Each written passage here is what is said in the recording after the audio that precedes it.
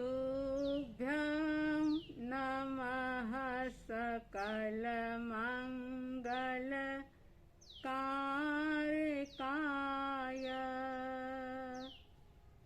तुभ्यं नमः सकलनिवृत्तिदायकाय।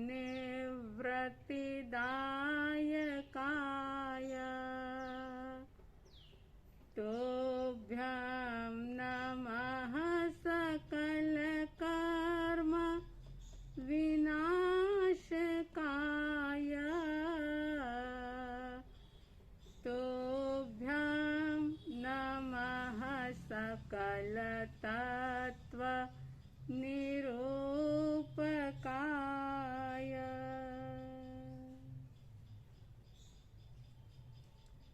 श्रद्धालु जिज्ञासु श्रोताओं, आत्मा के अंदर परमात्मा तत्व छुपा हुआ है। ये बात प्रभु महावीर ने अपनी धर्म देशना के अंदर बताया था कि अप्पा सो परमप्पा, यानी आत्मा ही परमात्मा बनेगा, बन सकता है, लेकिन कैसे, उसकी प्रोसेस क्या होती है।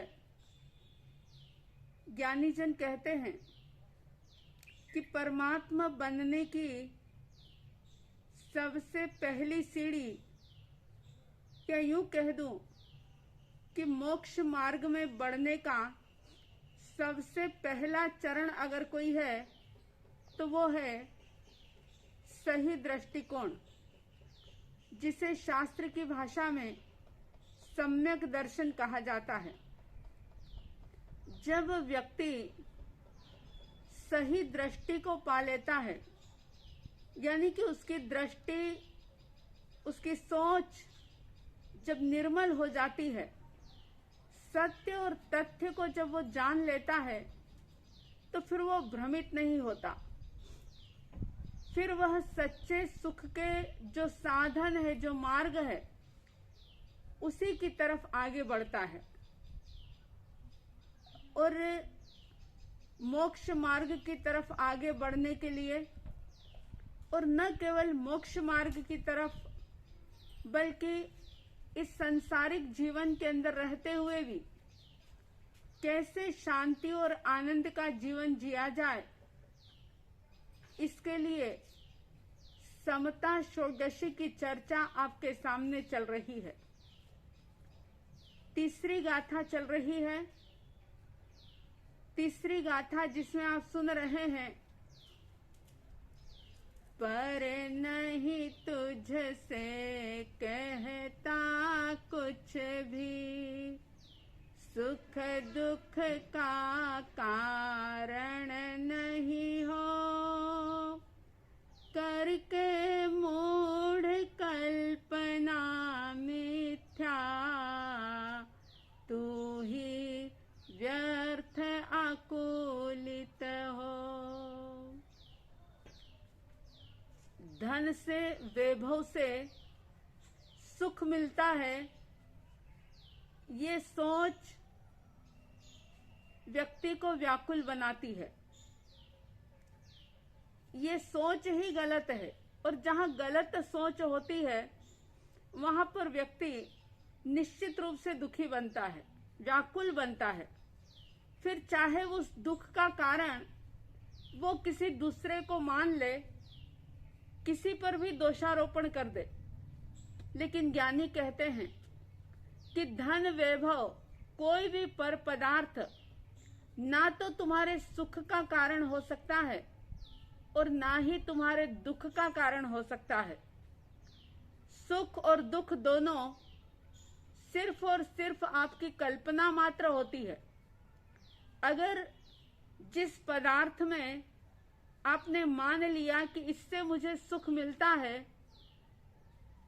तो आपकी ये सोच उस पदार्थ से आपको सुख का आभास करा देती है।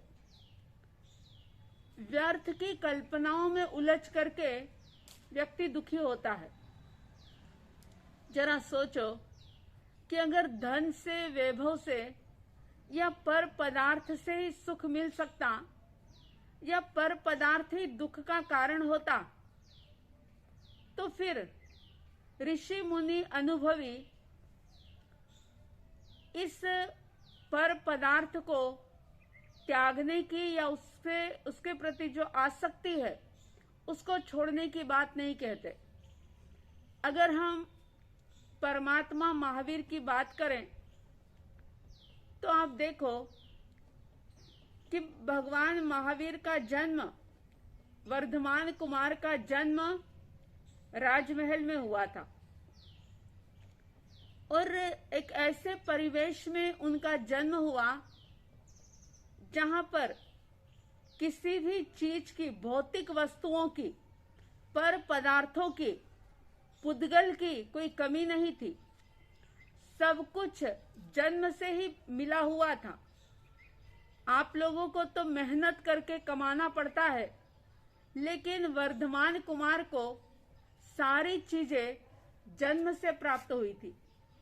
और ठीक इसी तरह से अगर हम महात्मा बुद्ध की बात करें, गौतम बुद्ध की बात करें, तो उनका जन्म भी राजमहल में हुआ था। सब कुछ प्राप्त था उन्हें।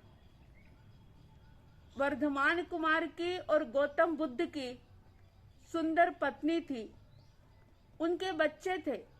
वर्धमान कुमार की एक सुंदर बिटिया थी और गौतम बुद्ध का एक बेटा था।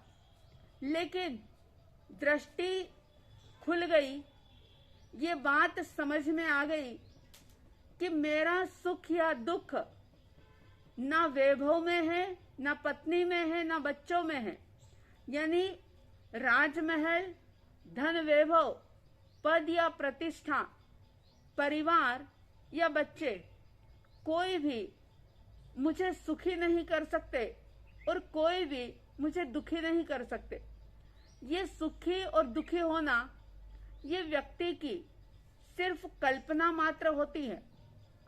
और उस धन वैभव को जिसको लोग पाने के लिए सतत प्रयास करते हैं, रात दिन दौड़ भाग करते रहते हैं, क्योंकि धन में उन्होंने सुख मान लिया कि बहुत पैसा होगा, अच्छा बंगला होगा, कोठी होगी, गाड़ी होगी, तो ही हम सुखी होंगे। लेकिन ये सब चीजें वर्धमान कुमार को और गौतम बुद्ध को बहुत सहज रूप से मिली हुई थी, जन्मजात मिली हुई थी। लेकिन उन्होंने जान लिया कि ये सारी चीजें अशाश्वत है, नश्वर है, परिवर्तनशील है, ये कभी भी हमें सुख नहीं दे सकती। सच्चा सुख जो है, सच्चा वैभव तो आत्मा के अंदर ही छुपा हुआ है। और उसी वैभव की खोज करने के लिए, उसी वैभव को पाने के लिए उन्होंने सब कुछ त्याग दिया। आप सोचो कि आप जिस कोठी में, बंगले में, जिस मकान में आप रहते हैं, वहां पर सारी सुख सुविधाओं से युक्त वो स्थान होता है। अगर उस जगह को, उस मकान को, उस बंगलों को छोड़ करके आपको कहीं साधारण स्थान पर रहना पड़े तो आपको ठीक नहीं लगता, आप अनकंफर्ट महसूस करते हैं, उसमें आपको तसल्ली नहीं होती। कई लोग कहते हैं नींद तो अपने ही घर में आती है, नींद तो अपने ही बेड पर आती है, खाना तो अपने ही घर का अच्छा लगता है। ये सारी इंसान की कल्पनाएं हैं। लेकिन सोचो कि अगर इन सारी चीजों में ही सुख होता तो फिर वे आत्म वैभव की खोज करने के लिए क्यों निकलते? क्योंकि उन्होंने जान लिया कि ये अगर धन वैभव समझ के साथ अगर इसका त्याग नहीं किया, मजबूती से अगर इसको नहीं छोड़ा, तो एक समय ऐसा आता है, ऐसी मजबूरी आती है, मौत का समय होता है वो, कि व्यक्ति को मजबूरी में सारा कुछ त्याग करना पड़ता है। इसलिए ज्ञानी कहते हैं कि अगर तुम त्याग नहीं कर सकते हो तो उन वस्तुओं के प्रति जो आपके मन में सुख या दुख की आकांक्षा है, जो कल्पनाएं हैं, जो मिथ्या भ्रम है, उस भ्रम से ऊपर उठ जाओ। ये सोचो कि ये कोई भी पर पदार्थ, पर वस्तु, पर व्यक्ति या कोई भी सिचुएशन मेरे सुख का या दुख का कारण नहीं हो सकती, यानी ये सुखी और दुखी नहीं कर सकती। निमित्त तो हो सकता है, लेकिन इनमें मुझे सुखी या दुखी करने की कोई शक्ति नहीं है। जब ये बात व्यक्ति समझ लेता है, आप सिर्फ कल्पना ही करके देखो कि जब हमारी धारणा इस प्रकार से पक्की बन जाती है कि मेरा सुख और दुख मेरे भीतर में है, मेरी अपनी धारणा में है, मेरी अपनी मान्यता में है, तो फिर वो व्यक्ति दूसरों को ब्लेम कर ही नहीं सकता। चाहे धन रहे या ना रहे, वैभव रहे या ना रहे, कोई पद प्रतिष्ठा रहे या ना रहे, कोई इष्ट का वियोग हो जाए या अनिष्ट का संयोग हो जाए, हर स्थिति के अंदर उसके अंतर का जो एक सुकून है, जो उसके भीतर की मस्ती है, वो कभी भी कम नहीं हो सकती। अगर व्यक्ति इस बात को समझ ले, जान ले, इसको अपने आचरण में ले आए, ज्ञानी की बात है ये। पर नहीं तुझसे कहता कुछ भी, सुख दुख का कारण नहीं हो, करके मूढ़ कल्पना मिथ्या, तू ही व्यर्थ आकुलित हो। जहां मिथ्या कल्पना होगी, जहां झूठी कल्पनाएं होगी, जहां मान्यता ही उल्टी होगी, धारणा ही अगर गलत होगी, तो ऐसे में व्यक्ति सुख और दुख के झूले में झूलता रहेगा और हमेशा ही वह पर पदार्थों को ही ब्लेम करता रहेगा कि अगर ये मिलेगा तो मैं सुखी होऊंगा, अगर ये ऐसा आ गया तो इसने मुझे दुखी कर दिया, और बस वो आत्मवैभव से दूर रहेगा।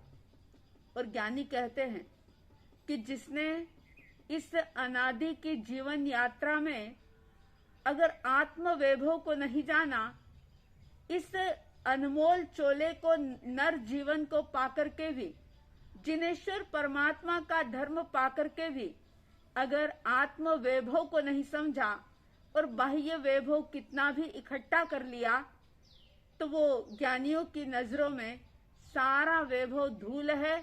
न केवल वैभव, लेकिन उस व्यक्ति का जीवन ही बेकार है कि जिसने आत्म वैभव की खोज में कोई प्रयास ना किया हो। तो आत्म वैभव को समझें, अपने भीतर में छुपे हुए खजाने को ढूंढने का, उसका अनुभव करने का प्रयास करें, और इस बात को याद रखें कि कोई भी पर पदार्थ मुझे सुखी या दुखी नहीं कर सकता, और इस बात को भी बार बार गुनगुनाएं। समता रस का पान करो, अनुभव रस का पान करो, शांत रहो, शांत रहो, सहज सदा ही शांत रहो। इन्हीं भावनाओं के साथ जय प्रभु महावीर, जय गुरु आनंद।